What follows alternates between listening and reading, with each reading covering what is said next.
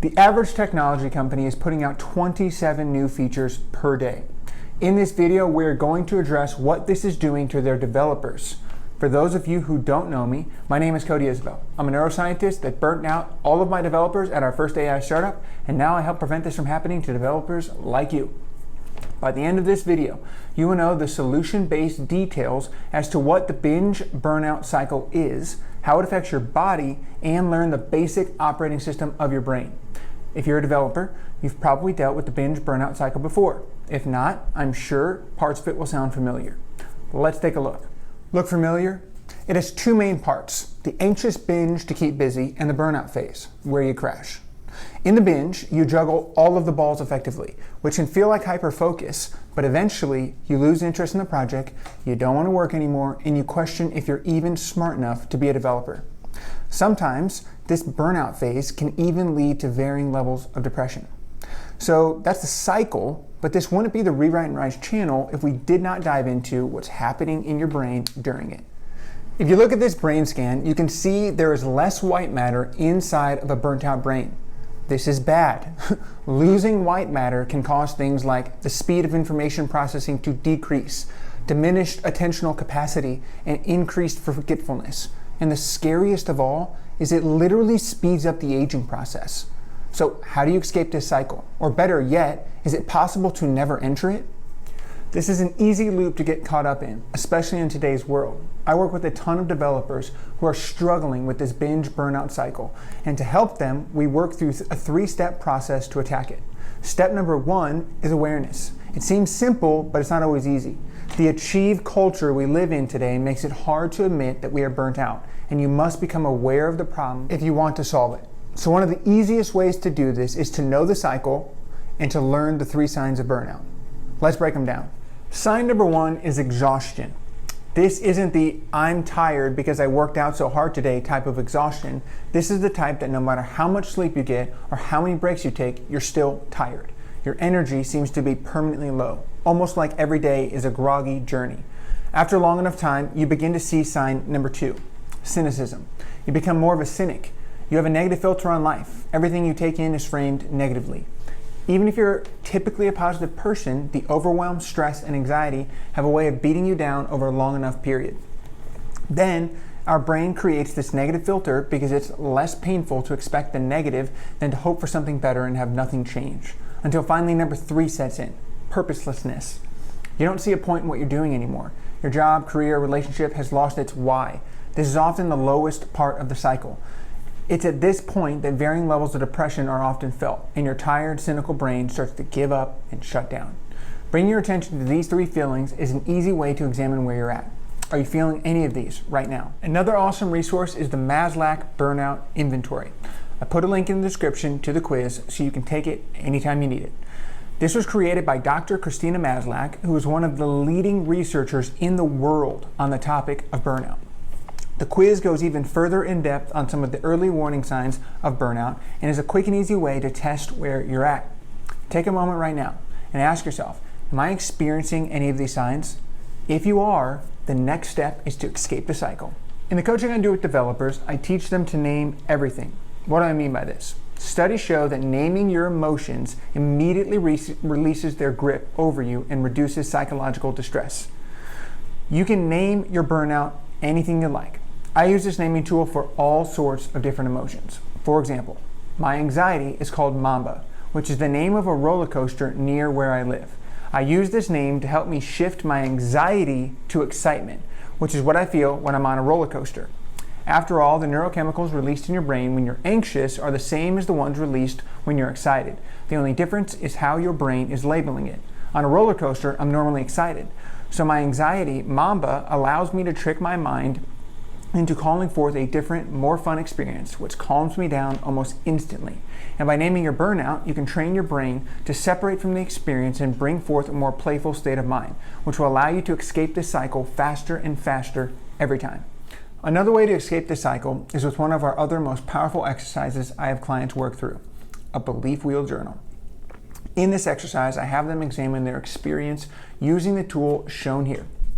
The idea here is to help you pull yourself out of the situation you're currently in and observe what's happening to you more clearly. Here's how the belief wheel works. Start at the results section and identify the results you want versus the results you're currently getting. Once you've got the result, you can go clockwise around the wheel to beliefs, which is where you should write out what underlying beliefs may be leading to your current undesired results. In this case, we're going to use burnout. For example, do you believe that you can't say no to your boss when they ask you to add one more thing to your already overloaded task list? Do you believe you wouldn't be a good employee if you took time off for yourself to recharge? Do you feel like you're a failure if you're not able to get as much done as the other people around you? You'll know you've gotten to the right belief when those familiar negative feelings and thoughts pop into your mind. Now use this belief to move to the next section, which is feelings and thoughts that those beliefs produce in you. Here we call those judgments. If you believe you can't say no to your boss, that may make you feel stuck, which causes you to judge or label a situation as helpless. And if you feel stuck in a helpless situation, you probably think to yourself, there's nothing I can do about this, or I have no power in this situation. Other times, thoughts come first. If I say no to my boss, I'll get fired. Then I might become homeless, which makes you feel despair and judge all of this to be hopeless. Write out these feelings and thought combinations. These are your judgments that the beliefs stir up inside of you. Finally, we continue around the wheel to the action portion. What actions do those feelings and thought combinations make you take? What are your judgments causing you to do or not do? Do you take on more work than you can handle? Do you agree to unrealistic timelines? Do you work over the weekend to get your overloaded task list complete? Do you skip workouts, eating right, or getting to sleep on time to get more work done? Write these out. Can you start to see the pattern? Almost without fail, as I walk people through this exercise, they begin to understand what's led to the undesired result we started with. This realization gives them more agency in the situation instantly. Now the pattern is outlined in a precise way. We can more accurately address it, what needs to be done to achieve the desired result. Can you begin to outline the actions that could potentially lead to better results for you? Action is the first and easiest place to begin to hack your mind. Sometimes just seeing the pattern we've drawn out here is enough for you to understand what actions you can take to get different results. Mastering your ability to take action is under your control, which ultimately means your results are under your control as well. Once you've mastered taking action and are getting different results, the wheel starts to work for you because the new result starts to form a new belief. The new belief creates different feelings and thoughts, which then reinforce the actions you've taken. However, for some people, their stored beliefs are so deeply ingrained in them that they continue to deviate from taking action. In these cases, a belief session to attack the result you're looking for from a beliefs-first perspective is what you need. Changing your beliefs changes your feelings and thoughts, which shifts your actions and allows you to get the result that you want. I don't have time to dive into this, how these sessions work today, but if you believe this is something you need, please leave a comment below and I will make another video on this topic. Now that we've covered a couple of the tools to help you escape this cycle, let's talk about how to prevent it from ever happening again. Rebalancing. Rebalancing is how you can stay out of this cycle for good. When we get to a place where we are burnt out, we've generally been neglecting some key areas of our lives, which can have a negative downstream effect we aren't even aware of until it's too late. The best place to start understanding rebalancing is to understand the operating system that runs you, which is made up of your mind, your brain, and your body. I've written a whole article on these three parts and how they work together inside of you. There's a link in the description if you haven't read that already. At Rewrite and Rise, we call this brain operating system the Hero OS. There are two ways to think about this system, bottom up and top down. Here we're only going to cover the bottom up process for time's sake. If you all want the top down process, please smash the like button for part 2. That being said, I've also linked in the description a special bonus for those of you interested in getting a start on the top down process. The bottom up process we teach people is called the hero's body. We call it this because the bottom up process starts with your body, moves to your brain, and finally helps you shift your mind. Your body is where your emotions are generated, felt, and stored. Your brain then communicates those emotions to your mind. This makes your mind a lot more like a notification center and less like the place you're actually feeling things. This is why when we work with people struggling with the binge-burnout cycle who are feeling anxious or depressed, we help them understand the Hero's OS. Once you understand that anxiety and depression you feel is a notification from your body that something is up, knowing what to do about it becomes much simpler. The hero's body breaks down into 5 key areas that, when are balanced, help those alarm bells stop going off so often. Comprised in the hero's body is sleep, nutrition, exercise, social connection, and play. Let's break down some basic recommendations for each of these areas. First up is sleep. This is the most important one. You need to be getting at least 7 to 9 hours per night. If you are one of those people who has trouble falling asleep or waking up, learning your chronotype is a great way to begin to manage this. Are you getting to sleep within the best window of time for your brain? If you don't know yours yet, take the quiz in the description and @ me on social media with yours. Mine is a lion.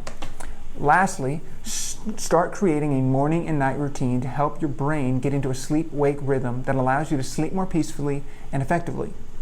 Next up is exercise. Stressing out your body helps clear out old cells and create new ones. A good regimen would be lifting weights 3 to 4 times per week and doing a HIIT type workout 2 to 3 times per week. Next, taking a 10-minute walk after your meals, especially dinner, blunts the glucose spike you would normally have after a meal, especially at nighttime. This is because it helps less glucose be in your blood as you're trying to fall asleep. And last, stretching your body, doing yoga, getting a massage. These are great ways to release tension from your body. Number 3 is nutrition. First, decreasing your sugar intake. This includes unhealthy carbs. They still break down into sugar. More sugar equals less life. This has been proven over and over again. Sugar is like a wrecking ball in our bodies, literally aging everything it touches. Next is fasting. Skipping breakfast is an easy way to implement fasting if you're new to it. Breakfast is a new phenomenon evolutionarily. I mean, just look at the word. Break, fast. When we had to hunt for our food, we didn't eat until after 12 or 1 because we spent the morning finding our meal before we broke fast. And lastly, limit your alcohol consumption. Alcohol swells your brain and body and has been shown to have a negative effect on your mental health, meaning the chemical imbalance in your brain. Moderation is key. Number 4 is social connection. Work on building your tribe. This is huge. If you hang around 4 millionaires, you'll be the 5th. If you hang around 4 drug dealers, you'll be the 5th. Think about that. Be aware of who you spend your time with, as it is a profound effect on your life. And not just your tribe, build your network as well. It's been proven that weak connections get you jobs more often than close relationships. Building your network allows you to develop more of these types of connections in case you're ever in a professional pinch. Last, you should aim to do something with or around others at least 1 time per week. And the final part of the hero's body is play. First of all, stop being so serious all the time. I like to say adults are just kids wearing costumes. Take off the costume every once in a while. Relax. Next, find a hobby that you love. This is a great way to prevent fatigue in other areas of your life. The final thing is play 2 to 3 times per week. But what is play? Go play a sport. Go to the park and swing. Play cards or chess with a friend. Go swim. Play in the rain. Hunt for worms. Have a water balloon fight. Anything that allows you to cut loose and forget time. By following these basics and working on to rebalance your hero's body, you will be well on your way to living a healthier and happier life. The hero's body also gives you a checklist. If you're ever feeling more anxious, burnt out, depressed, remember that your body is notifying you that something is off. Go through the list. Are you eating right? Have you been lifting? Have you been exercising? Have you been sleeping correctly? Has your play and social connection been where they need to be?